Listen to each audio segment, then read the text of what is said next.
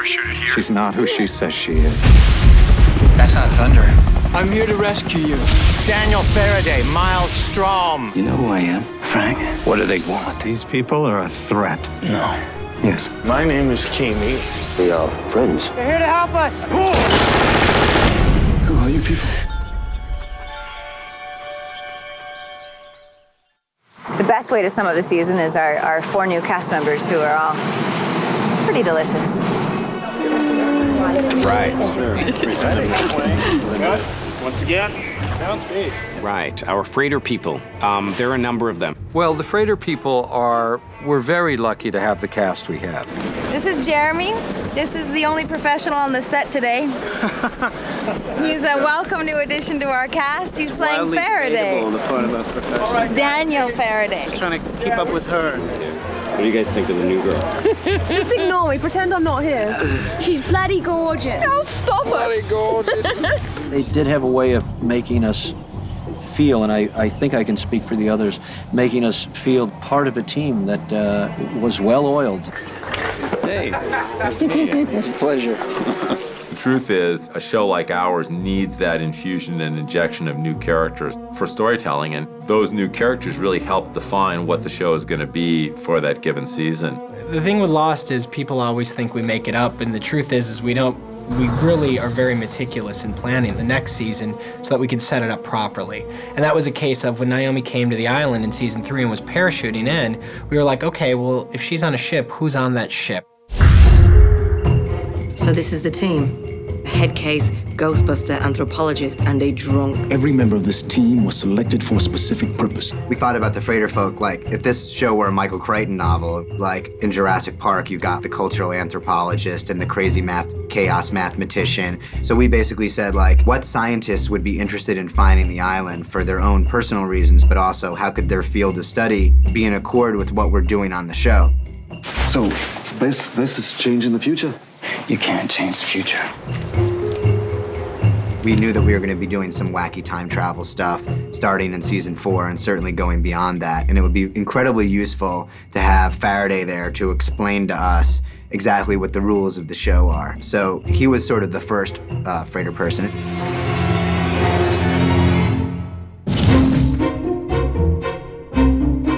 What is that? It's a Rocket 31, yes. 3 cars. Is that progress? Maybe we should just tell them. Let's not confuse anyone. For interested audience members out there, it would be, I think, wise to Google, study the electromagnetic field, electromagnetic spectrum, and also space-time continuum. Half the stuff he says goes way over my head, the other half goes way, way over. You have to love a character who is willing to experiment on himself secretly, and that is clearly illegal. I'm a physicist. I mean, I guess you can call me a physicist. I don't really like being pigeonholed into one. Dan, I swear to God, you say one more word, I'm gonna break your fingers. For a long time now, I've been a big fan of physics, quantum physics, and none other than a scientist named Michael Faraday is the godfather of electromagnetic science. It's almost like he knows something about the island that we don't know. There's a lot going on with this guy that we're only beginning to experience. What I want to know is, why does the guy have on a necktie on the beach? I think he's lived in that same necktie for about the last 30 years. That is far more than weird. And then we also thought having an anthropologist or an archaeologist, somebody who knew about lost civilizations, would also be incredibly handy for what we're doing in the future of the show. And that's kind of where Charlotte came from.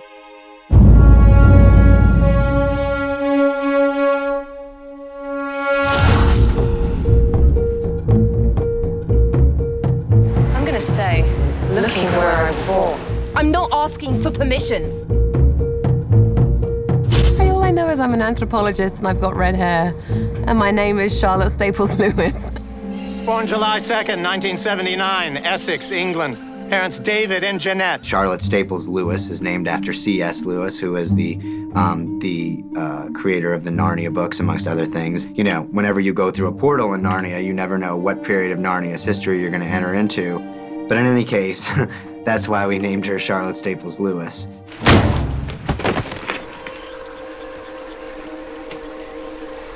What?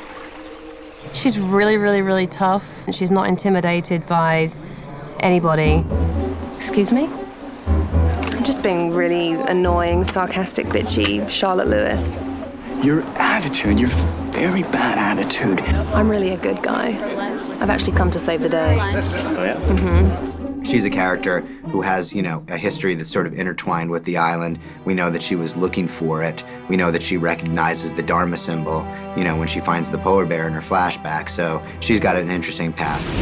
Charlotte, Yeah. 나 한국말 할 줄 알지? 한국말 하는 게 뭐죠? The language of love.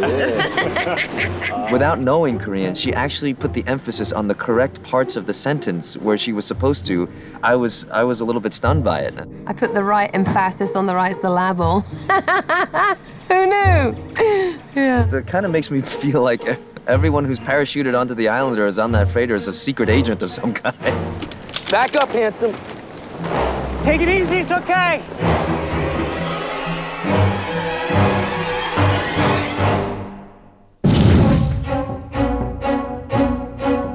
I'll take care of Charlotte. You just worry about getting me the money. You guys were on Oceanic Flight 815. Wow! We have hinted at the idea of sort of psychic phenomena on the show through Walt. So we just thought it would be cool if we would just have a guy who can actually hear and intuit, dead bodies. What is he doing? I think his thing is because of this communication with the afterlife, which is free of the human condition. There's a truth in what he gets that he trusts, and it makes him distrust people. I don't think we really had planned that there would be this cool sort of bickering hostility between Miles and Sawyer, but it arose in a very natural way, and they just had a really good dynamic and pairing. You got a restraining order. 20 feet. What are you, a big brother? It's interesting, because he's kind of another Sawyer, if you will, with his kind of smart aleck remarks and pissy demeanor. It's fun. Miles? Miles Strom sound like the word maelstrom, and the definition for that word is a very, astute personality breakdown for Miles. So why don't you go look it up? It's M-A-E-L-S-T-R-O-M, for those of you who don't play Wheel of Fortune regularly. Roger that. Lapidus was an afterthought. We were like, there should be a pilot who's going to bring them in, and, what could his story be?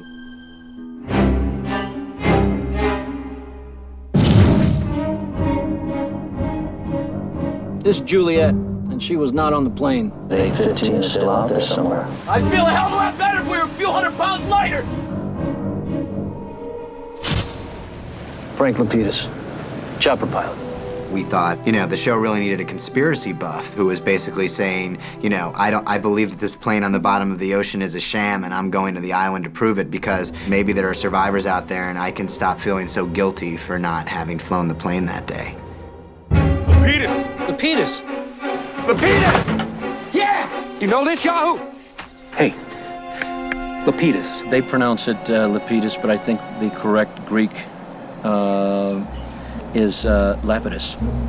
I just ask him to refer to me as Frank. It's easy for everyone. Don't be late, Frank. We also knew that the freighter had sort of good people and bad people, so we would establish the science team, and then we were going to establish that there were also some bad guys led by this guy, Martin Keamy.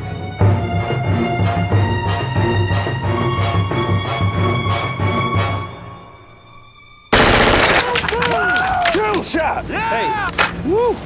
I thought we were going on a rescue mission.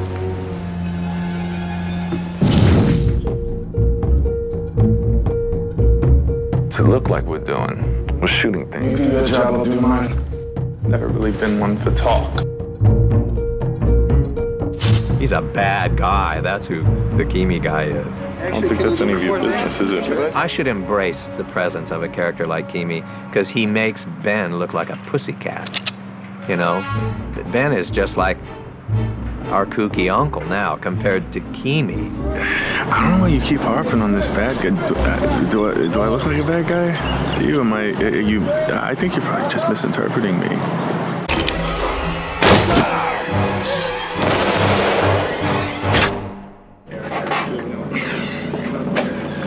How could you not enjoy the character of Kimi? Sorry, dog.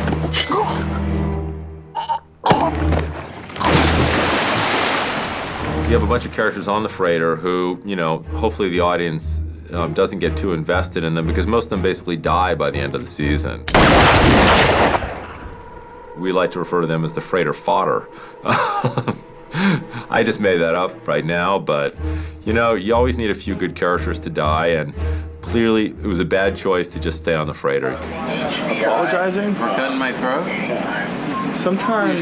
He should apologize, but I can't get an apology out of him. I'm not gonna apologize. I did what I had to do.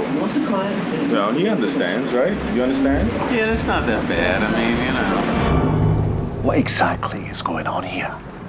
That's need to know. You don't. People are trying to lose it on the freighter. It's not a pretty place to be.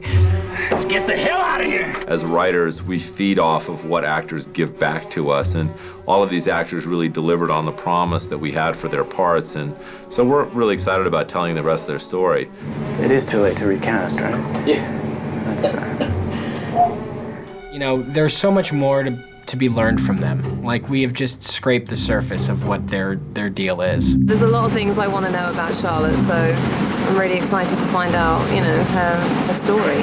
I want to know what I was doing in Tunisia when I found the polar bear and my connection to the Dharma Initiative. I want to know what Charlotte knows, but she won't tell me.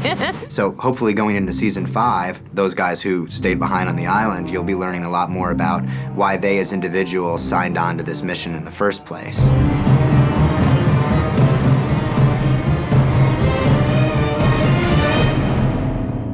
But I would imagine a man of... Oh, gotta go. I was just about to tell you something real juicy, too.